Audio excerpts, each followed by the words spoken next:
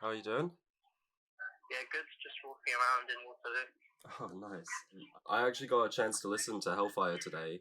Uh, it's I was listening to it on the train, and you know how music can sort of change the mood of a commute. I was pretty shattered, but by the time it ended, I realized that it actually sort of scored my journey quite well. Like instead of just being on my way home, I felt like I'd actually like arrived somewhere.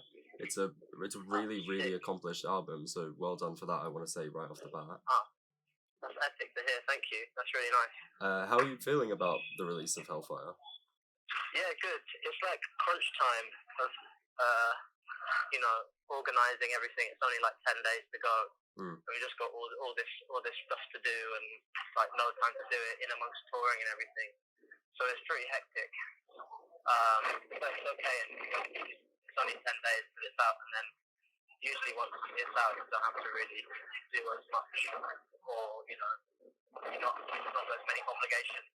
Yeah. Other than touring, so it'd be nice to just it'll be out and then have a big party and then move on to focusing on like the tour and have a bit less of a workload. Yeah. Does this one feel different from the last albums? In terms of like the campaign and everything, yeah, because obviously, last time we released it basically in lockdown, or like in a semi-lockdown, and we couldn't really do any in-person interviews, and most of the interviews were on Zoom. Whereas this time we've done way more, and also there's way more stuff that we can do in person. Like obviously the main thing being touring, but just in terms of like events and interviews and actually having meetings with the label and management and stuff, just makes everything way easier. Yeah, that's interesting. This one, in terms musically, this one feels, not that this is a slight on the last two, but this feels so almost like boundlessly eclectic and over the top, but you managed to rein it in so tightly and play with this like tension of, like almost imploding, but the tracks never do. And the album is, I've only listened to it once, but I think it is the most coherent album as a contained piece. Was that conscious when you were creating it? Yeah, I think that when the conversations that we had before going in to record it were that we wanted to build on the blueprint that we'd made with Cavalcade in terms of particularly in terms of stepping away from the like dogmatic improvisation based songwriting approach and that we had on Schlagenheim. But still retaining the like brutality and the craziness that was there on the first album, and then also marrying that with the sweetness and the sort of quieter moments and the dynamics that are on the second album. And it was also the first time that we'd gone into the recording of a record with a preliminary track list, which wasn't the exact one that we went with. Like, there was one song that we recorded the bare bones of and then decided to leave because it wasn't as strong as the other songs.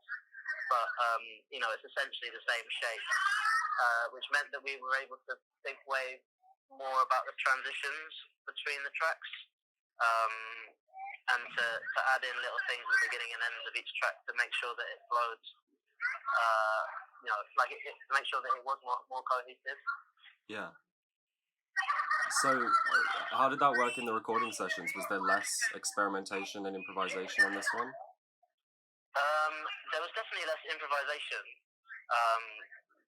Most of the parts that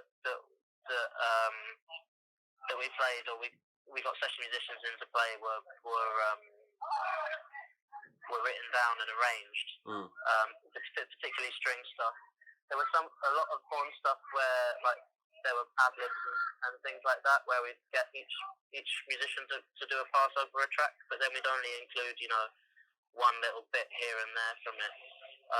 And also all of the songs were pretty much through composed or worked on in a group and then taken away by one of us, and then a bit more of a like workshop approach rather than just sitting in a room together hashing it out. And trying to like come up with a mutually agreeable solution to where the song could go next. and not really thinking about the whole shape of the song. So yeah, and then with the recording, Martha was producing it, and she produced John Al from the first record, and we really liked the recording from the first record, and we didn't really get the chance to record the full album with her last time. So yeah, obviously this time it was the sort of, it was the thing that made the most sense to do, to record it with her. And yeah, Sizzle, also Max Golding, who is also called Sizzle, did the post-production, because Martha wasn't there every day. She had like another project that she was working on, and then also she didn't work weekends. It was because we had this very short window of time, only about 2.5 weeks to record the album, and that was, straight 2.5 weeks. So we basically were in the studio every day, from like 10 till 10, or like 10 till midnight or whatever, just constantly recording stuff and constantly layering new things on. And I think a lot of the tracks, had 300 or so elements on it, not just like tracks or like different microphones, but 300 different things that we recorded. And then obviously when it came to the mixing, we pared it down and we took loads away. If you listen to the initial bounces that we did from when we did the last day in the studio, it just sounds like a complete mess. So we pared everything back, and took away all the fluff and just kept the best bits from the studio sessions. Yeah, that's so interesting, because I feel when I was listening to it today, I felt like so many of the tracks had so much space in them. Not in a bad way, but like in a really confident way. You let so much of the sound breathe in a way that I don't think you have before. Like the ending of Still has been echoing in my head ever since I listened to it. It's almost like mystical. And I was kind of wondering how that was. Is that just from stripping it back and just finding what the core of each song is? Yeah, I think that it was more intentional to have bits of each song where, No, sorry, I'm just sitting. Okay. Oh, okay, no, I'm just sitting here. Thanks, though. Sorry. Like each track had like little bits where we'd make sure that the conversations that we'd had before that release, before recording Hellfire, and before recording Cavalcade, you actually have to stick to your guns with it and do what you say you're going to do, and not just go sort of crazy through every single section. And even at the end of Still, there's loads of overdubs, but there's like very small things, and it all comes together to create. It's all in service of the song, or that part of the song, creating the atmosphere that we want to create in that particular bit. It's just exciting, also. Yeah, it's mad, because all the 3 albums all feel so different, but they all have this ineffable like black midiness to them. I'm not sure quite what it is. Maybe it is that tension that I was talking about, or maybe that balance, like you're saying, from between space and noise. But I don't know, is that something that you keep in mind, like a through line of all your albums, that you want it to feel like a black midi album, or is that just like not in your head? You want it just feel new every time? No, really. I think we want to make it exciting, and every song to be exciting, and to make you feel or physically react in some way. But I don't think that there's like a sound that we're going for. Yeah. And I imagine that whatever sound that results from is basically just the sound of us 3 playing. And the clash of sort of our own playing styles, and basically them both clashing and complementing each other in different parts of different songs. And also just in the rehearsal when we were working through the songs, just hearing what excites us the most to play. Yeah, that's interesting. I guess on the same page of consistency as well. How important are the visuals to you guys? Because they obviously stay consistent, like the album art. But you've got such strong videos as well, especially the two out for Hellfire right now. They're incredible. Yeah, that's it. I mean, with the videos, we're pretty open to what the video is, as long as it's good and the idea behind it is good, and that it's something unique, and that isn't just the director trying to send us an idea that they think will like is just like a retelling of the song's lyrics, or trying to get it or whatever. It's much nicer when a director just sort of does their own thing, their own interpretation of it, and says, if you don't like it, it's okay, but what I thought would work. I mean, even the third video that we're going to do for that track, Sugar, is sick, and that one's the most like that tells the story of the lyrics that we've done so far. So all of them for this album in some way do tell the story of the lyrics, just perhaps not exactly, or it's something that's like related to the lyrics that works as well as a visual accompaniment. And also it's important for us at least to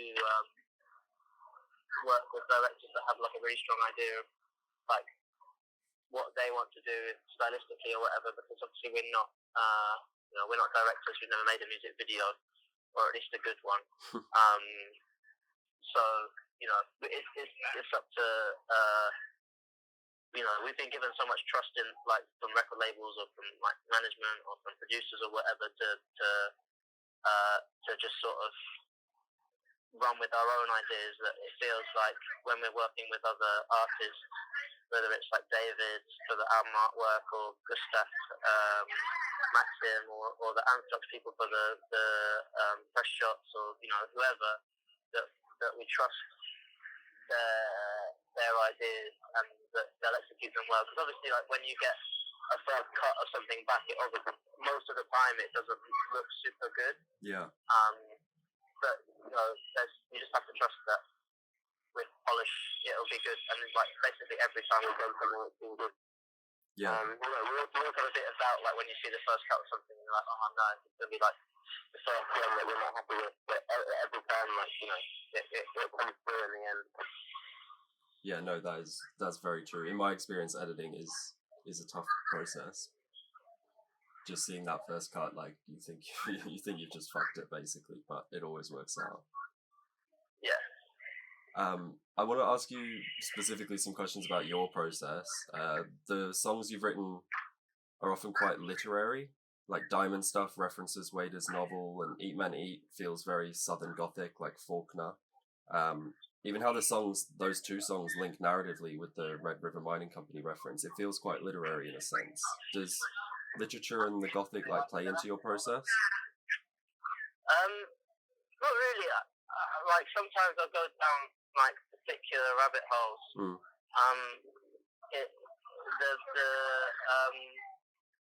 The Eat Man Eat song sort of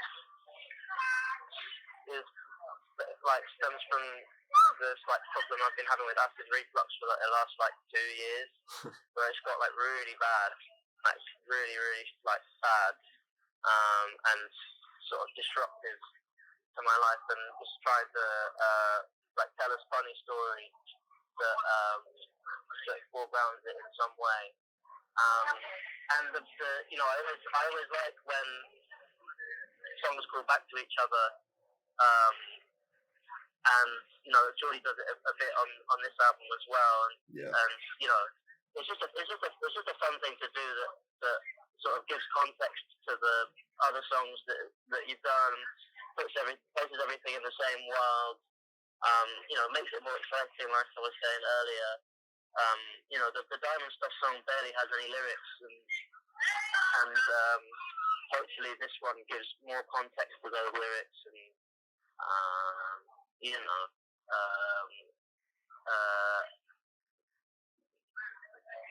it just it's nice to bring a thread between all of the records we've done, rather than just sort of leaving everything in the dust and being like, oh yeah, you know, we've done that now, we never have to think about it ever again, or you know, we can just like let that die as a thing that we've done and forget about it, rather than, you know, recontextualizing it, or every time we do a record, we sort of speak about the things that we would have rather done, or like we prefer about this one compared to the other records or whatever. And you know, I'm sure most fans do that. So it's nice to sort of bring along the things that you like about the stuff that you've done before in the work that you're doing now. Yeah. Rather than just sort of chucking away everything, because there's so much in those records to like, aside from the things that, you know, everyone's really self-critical about the stuff they've done, especially in the past, and especially when they've done something new. They sort of can look back and be like, oh yeah, you know, this stuff's not as good as this one that we've done now or whatever. But it's nice to look back at the things that are good. Yeah. Is there a great difference in writing something that feels more like a narrative, as in Eat Man Eat, and then something more conceptual or poetic as Diamond Stuff?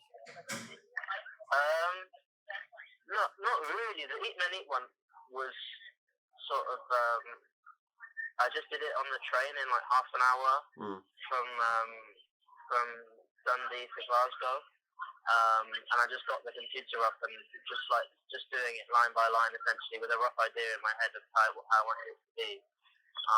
And you know, I was basically just taking lines from songs that I'd done when I was like 17 or 18, that I thought were like cool lines, and you know, making it into an actual good story, because it was all like, you know, a lot of the lines that are in Eat Man Eat are from songs that the lyrics are sort of Diamond Stuff-esque, in that there's not really much to it. There's maybe like 4 or 5 different lines throughout the whole song. Yeah. But you know, what I just said is that, like, taking the stuff that you like about old work and bringing it through to the new stuff, and bringing everything together into a cool story. And does that then influence the music, or is it the other way around? You've got the music first. With Eat Man Eat, I had the music. The music was done for like months and months before any of the lyrics.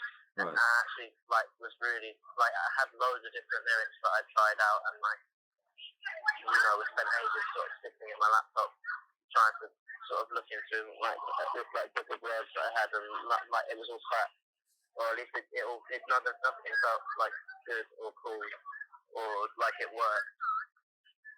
So then I just thought I might as well do something more bespoke or whatever.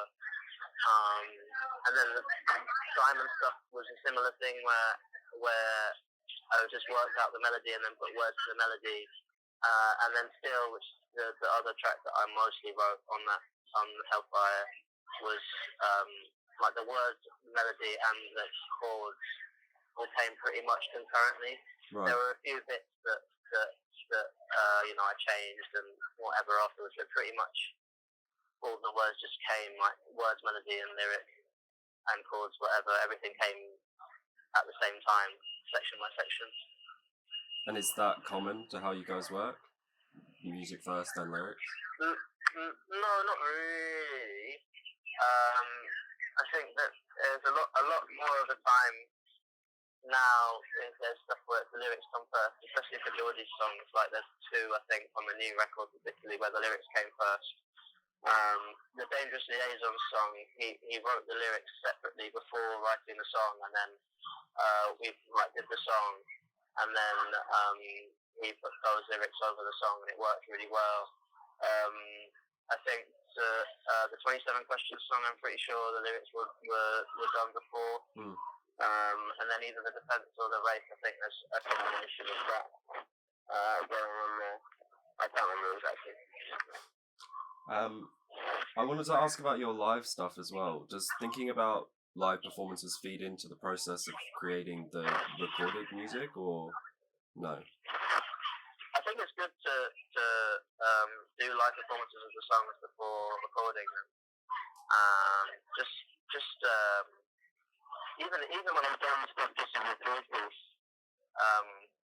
it really helps tighten up the song and puts you in this sort of dangerous position of how well do you really know the song when you're not in a rehearsal room. Yeah. It's pretty common to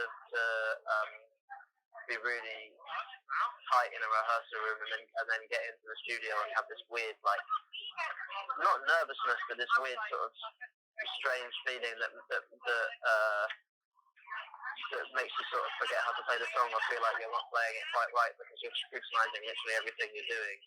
Whereas the more you play something live and then listen back to a live recording, you realise that actually when you feel like you're playing something really well and you listen back, you can actually hear small mistakes, but they don't matter. So that was one thing on this record, is that there are lots of mistakes that you can hear. Obviously, I'm sure it's not apparent to most people when you have a first listen to the record, but as time goes on, you sort of notice these little mistakes. They don't actually make a big difference to the song. It's just part of it and part of the performance. And unless it ruins the song, then there's no reason to correct it. Yeah, well, I didn't notice anything today, so maybe in time. In time, I'm sure. The first time I saw you guys live was last year at Wide Awake, and then I saw you again at the Windmill, November, I think. But there was something about seeing you three perform in that space that felt so vital and different. I don't know, I've seen lots and lots of groups at Windmill. What is it about that space that filtered through like so much talent and creativity over the years? I don't know. It's I guess the main thing is that the guy that runs it, Tim, is pretty keen to like gatekeep what comes through and make sure that only stuff that he likes comes through, rather than like what's going to make money or what's going to sell the most tickets. He's really eager to every time we do one of the shows, like he basically picks the support, and it's always really good. And he's really keen to help to make sure that any of the smaller bands playing, when any of the bigger bands come back, are able to sort of piggyback and get a big crowd and like the crowd that they deserve, that he thinks that they should have. Yeah. And yeah, he's just quite a good curator, I think, of putting the stuff that he likes or he thinks is good to the forefront and giving people opportunities and trusting bands to have a residency or whatever, and without a song out, like this band that supported us on like our last 2 European tours. We did a Windmill show, and he was like, "Oh yeah, you should get this band to open for you." Well, they were called Toe at the time. We had to change their name, but then we saw them, and basically immediately were like, "Oh, these guys should come on the European tour." And I'm sure that sort of story can be replicated a lot of times. We met basically any band that comes through London, like Shane, Dodo, or whatever. Yeah. All of those we met there, and like, basically every band has come back at some point here or there, even if it's just once, to do a show or independent venues. And also, like, above all else, the sound system is really good. Yeah, it is. It's got a nice garden in the back. The people beyond the sound system actually being decent, most of the time the people doing the sound are actually quite good as well. He's also quite trusting of young people to do front of house as well. Like there's often like 21-year-olds, which you don't really see that often. In other venues in London. How old were you guys when you first played there? I just turned 18. Geordie was 17. Morgan was 18, and Matt was 18. And how old are you now? 23. Just turned 23. Yeah, it's the same age as me. That's so depressing to think about. You guys are playing Windmill at 18. That's crazy. he's so stupid lucky. Yeah, no, I think there was something flowing through the sort of collective cultural consciousness, or however you want to put it, at that time, because so many bands and artists blew up. It just kept snowballing. So there must have been something in the air around then. Or people people wanted that sound for some reason. I don't know why. I mean, I remember back when we started out, there were just loads of really terrible, like, the full tribute bands. Yeah. Not the full tribute bands, but so many bands, like, really, like, wanted to sound like the full. Just, like, it's really, like, terrible, like, not quite loose, not tight, not particularly good musicians. And there's nothing wrong with that, but, like, they were sort of trying to use that as a crutch for not making very good songs, and then you'd have this, like, front man that was, like, drawling the lyrics that, you know, would get really drunk on stage and, like, be like, yeah, I'm being Marky Smith or whatever, but it just crap. And there's been, you know, a good turn away from that, because I don't think that any of those bands just stopped doing that had, you know, any real success or whatever. But yeah, I mean, you know, it's just, there's always young people that want to make music, and it's a really good space to do that, especially if, you know, you're going to start out when you're young. It's really hard to work out where you can play a show, or, like, how to do it, or anything like that. And when we went to the Windmill, Tim basically just gave us, like, this advice of, like, how basically sort of how the music industry works, at least at that level. And, you know, it really lends a helping hand out in terms of, you know, he introduced us to Dan Carey. He introduced us to a bunch of different people, like a lot of labels. Like, even before anyone had any interest in signing us, he would sort of invite people from labels down and agents and stuff like that. And I think he does that for quite a few bands. Like, he introduced who supported us to Dan Carey, and now they're doing a Stevie Wonder Band single with him. You know, we're just very good at using, like, the connections we have collected over the years to help out the smaller bands and sort of keep breathing life into things, and record labels and agents and managers, blah blah blah. Yeah, it is good. It is like the new wave. Like, I don't think I realized until recently how young everyone was, and it's kind of nice. Like, that's probably why everything sounds fresh, is because there's still that sort of that imagination that you have when you're still young. You know, that sort of naivety almost, that you can just do whatever the fuck you want. Well, stupid shit, yeah. Yeah, exactly. Do you still go to gigs? Do you still watch, like, smaller live bands and stuff? Yeah, I went to not smaller live bands that often. Just because, like, when you're touring, it's kind of the last place you want to be when you go home is in a music venue. But every so often, like, if friends are coming through or whatever, I'll go to a gig. But it's not very often that I'll go to a gig for enjoyment's sake, or there's not a sort of connection to one of the bands that are playing. I definitely have gone to gigs before for, like, enjoyment's sake, but I can't actually remember which one, if any. But, you know, I still go to gigs, but for different reasons. Just for different reasons, and, like, don't particularly like being in a music venue. It kind of ruins the magic of it a bit as well, because, I mean, we went to a gig the other day, and we just sort of, like, whinging. Me and Morgan were there, and we just sort of whinging about how quiet it was, and like chucking in the ceiling for a microphone to see there was a noise limit, and, like, you know, it just ruins it a bit. Like, don't sort of there's no sort of, like, magic to the performance. It's just a bit like, oh shit, you can see when something's gone wrong way more easily, and it's just like, you know, you leave and it's a bit like, oh yeah, it's a shame if the fucking, like, sound was so quiet or whatever, and it's it's just quite different. But there's still, like, magical stuff we see with like festivals and things like that. It's really inspiring when you see another artist that's just really put the performance to like a crazy level. I mean, in particular, with St. Vincent, who's I've seen we saw her play at Pitchfork Festival. Right. We were really impressed. I mean, the performance and all the new sort of 70s arrangements of the old songs were crazy, and the band were awesome. The theatricality and the staging was awesome. And then I saw her again at Glastonbury, and it was just it was really something to see the whole weekend.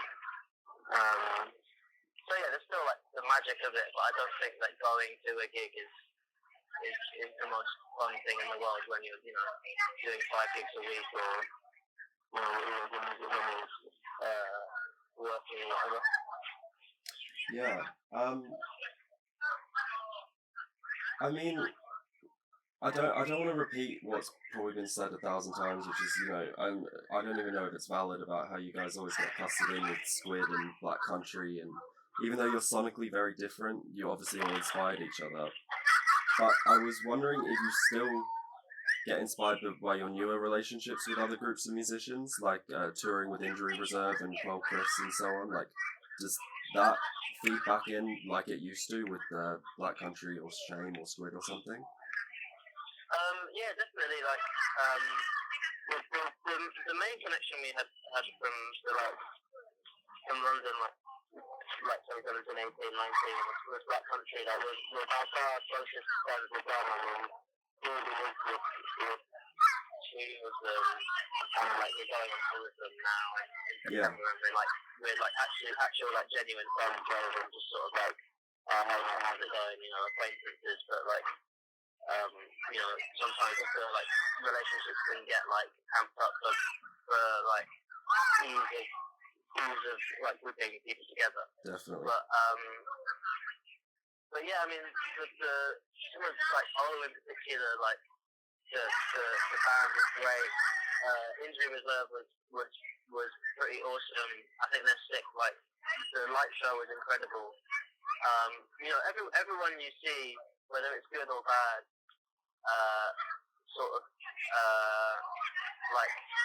gives you ideas of how to improve your own show. And sometimes it's oh wow, St. Vincent just has everything super tight and conceptually everything works and looks amazing, and they're all dressed up properly. The performance from each musician is great. The lighting is cool. They have some unique things going on here and there. Versus I don't know, if you see something bad that you're a bit it just sort of shows you what not to do sometimes. And I don't think that's not the case with anything that we've had open for us. But just to say that everything, whatever show you watch can sort of gives you ideas whether it's good or bad or even mediocre. Is there anyone you're dying to work with or perform with? Not really.